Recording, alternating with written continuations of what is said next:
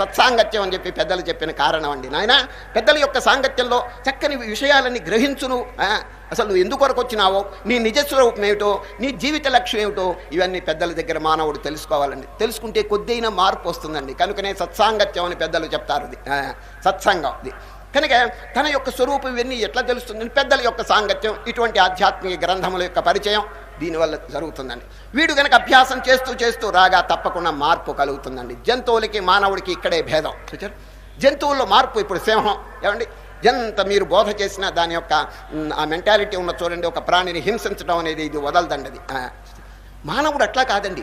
నాయనా నువ్వు చేసేది పాపం, ఒక ప్రాణిని బాధ చేస్తున్నావు అంటే నిన్ను నీవు బాధ చేసుకున్నట్టే, భగవంతునికి అది అపచారం అని చెప్పి బాగా చెప్తే కొంత మార్పు వస్తుందండి. సరే, అది కనుక ఈ మార్పును కలుగు చేసుకోవటం అనేది మానవత్వం. ఇదివరకు ఎన్నో జన్మల నుంచి హీనమైనటువంటి గుణాలు, దౌర్భాగ్యమైనటువంటి జీవితం గడుపుతూ వచ్చాడు. ఇప్పటికి